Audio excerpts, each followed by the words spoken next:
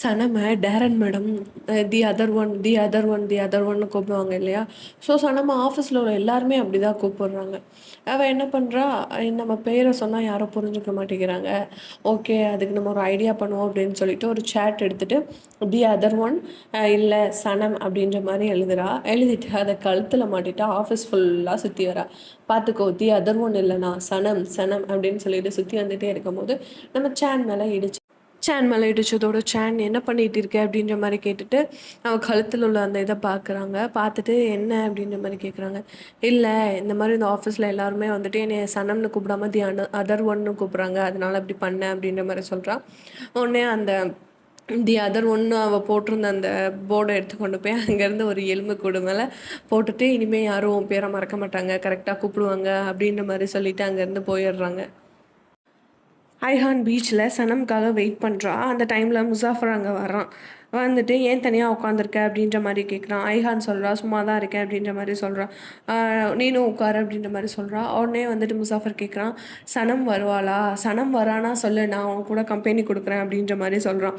உடனே ஐஹான் கேட்குறான், நீ ஏன் எப்போ பார்த்தாலும் சனம் சனம்னே தெரியிற, நான் எப்போ வெயிட் பண்ணாலும் அவளுக்காக தான் வெயிட் பண்ணுவேன்னு நினைக்கிறியா அப்படின்ற மாதிரி கேட்குறான். அவன் ஒன்றுமே சொல்லலை.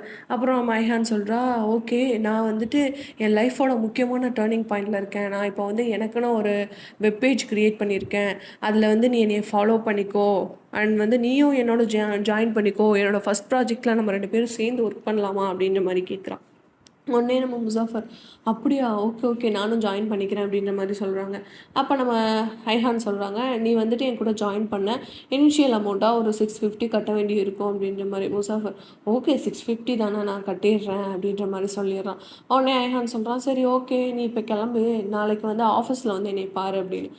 முசாஃபர் கேட்குறான், உனக்கு ஆஃபீஸா அப்படின்ற மாதிரி. ஏன்னு சொல்கிறான், ஆமாம், ஹோம் ஆஃபீஸ் அப்படின்னு சொல்லிட்டு.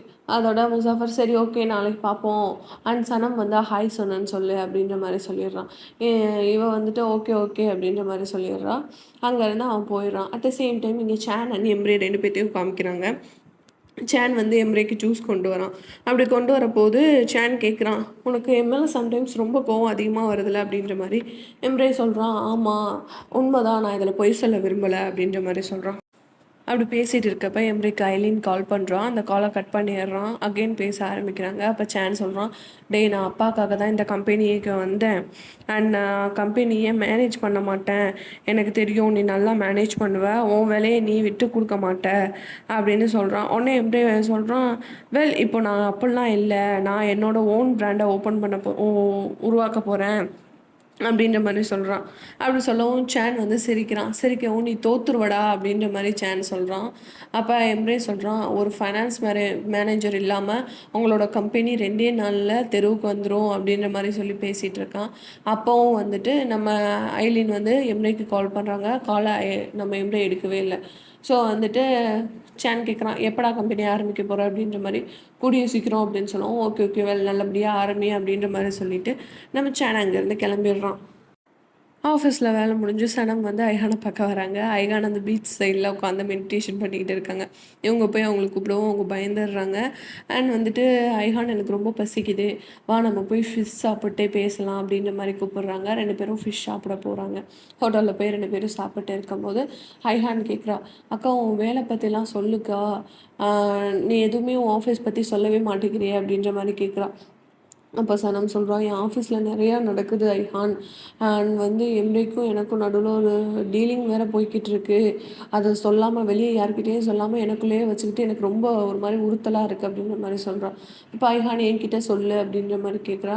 உடனே சனம், அதை வெளியே யார்கிட்டேயும் சொல்ல மாட்டான்னு ப்ராமிஸ் பண்ணியிருக்கேனே அப்படின்ற மாதிரி சொல்கிறான். அதுக்கு நம்ம ஐஹான் சொல்கிறாங்க, நீ அதை உனக்குள்ளேயே வச்சுட்டு இருந்தால் உனக்கு ரொம்ப பெரிய ப்ராப்ளமாக இருக்கும், நான் யார்கிட்டேயும் சொல்ல மாட்டேன்னு எனக்கு தெரியும்ல, என்ன நடந்துச்சு அப்படின்றத கேட்குறா. சனம் வந்துட்டு எம்ரே சொன்னது, எம்ரே கிட்ட காசு வாங்கினதுன்னு A to Z எல்லாத்தையுமே சொல்கிறாங்க. அண்ட் சனம் பண்ணதையும் சொல்கிறாங்க. இதெல்லாம் கேட்டுட்டு ஐஹான் வந்துட்டு, நீ நிஜமாக என் ஃப்ரெண்ட் சனம் தானா, நீ இவ்வளோ வேலை படுத்திருக்க, நீயே இல்லை, நீ பண்ணுறது தப்பு அப்படின்ற மாதிரி சொல்கிறான். நான் என் கம்பெனிக்காக தான் பண்ணுறேன் அப்படின்ற மாதிரியும் சொல்லிடுறேன். அண்ட் இந்த மாதிரி காசு கொடுத்தன்றதை எப்போ உங்கள் அப்பா கிட்டே சொல்ல போகிற அப்படின்ற மாதிரி கேட்குறா. கூடிய சீக்கிரமே சொல்லிடணும், ரொம்ப நாள் இதை மறைக்க முடியாது அப்படின்னும் சொல்லிட்டு இருக்காங்க. அப்படி பேசி முடிச்சுட்டு ஐஹானும் சனமும் வீட்டுக்கு கிளம்ப போகிறாங்க. அப்போ சனம் சொல்கிறா, வீட்டுக்கு போகவே எனக்கு பிடிக்கல, வீட்டுக்கு போனால் எங்கள் அக்கா ஏதாவது சொல்லிகிட்டே இருப்பா அப்படின்ற மாதிரி சொல்கிறாங்க. உடனே ஐஹான் சொல்கிறா, உனக்காவது வீட்டுக்கு போனால் உன்கிட்ட சண்டை பிடிக்கிறதுக்கு அக்கா அண்ட் அப்பா அம்மான்னு எல்லாம் இருக்காங்க, ஆனால் எனக்கு யார் இருக்கா, நானும் எங்கள் அண்ணனும் மட்டும்தான் அப்படின்ற மாதிரி சொல்கிறா. உடனே சனம் சொல்கிறா, உனக்கும் எங்கள் ஃபேமிலியும் உங்கள் ஃபேமிலி மாதிரி தான் அப்படின்ற மாதிரி. அதான் ஐஹான் சொல்கிறா, அதனால தான் நான் சம்டைம்ஸ் உன்னை அக்கான்னு கூப்பிட்றேன் அப்படின்ற மாதிரி சொல்கிறா.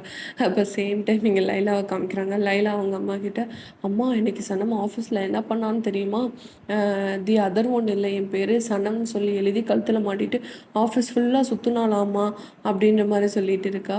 அப்படி சொல்லிட்டு இருக்கும்போது சனமோட அப்பா, எல்லாத்துக்கும் காரணம் நீ தானே, அவள் நல்லா இருந்தா அவளை இப்படி மாற்றினதே நீ தானே அப்படின்ற மாதிரி சொல்லிட்டு இருக்காங்க. அண்ட் ஆஃபீஸில் வந்து ஒரு ப்ராஜெக்ட் ஏர்லைன் ப்ராஜெக்ட்டுக்கு போய் அவங்க ப்ராஜெக்ட் சப்மிட் பண்ணிட்டு வந்தாங்கல்ல, அதுக்காக நெக்ஸ்ட் டே கால் வரும்னு சொன்னதுனால எல்லாருமே காலுக்காக வெயிட் பண்ணிட்டு இருக்காங்க. அப்படி வெயிட் பண்ணிட்டு இருக்கும்போது அந்த கம்பெனிலேருந்து கால் வந்துடுது. கால் வந்து அந்த ப்ராஜெக்ட் உங்களுக்கு தான் அப்படின்ற மாதிரி சொல்லிடுது. ஸோ எல்லாருமே ரொம்ப ஹாப்பியாக இருக்காங்க. அப்போ சேன் சொல்கிறான், இந்த ஒரு ப்ராஜெக்ட் நம்மளுக்கு கிடச்சதுக்காக நம்ம வீட்டில், எங்கள் வீட்டில் நாளைக்கு பார்ட்டி வச்சுருக்கேன், எல்லாருமே வந்து கலந்துக்கிறங்க அப்படின்ற மாதிரி சொல்லிட்டு இருக்கான். இங்கே வந்துட்டு எம்ரேக்கு அந்த ஐலின் கால் பண்ணுறா.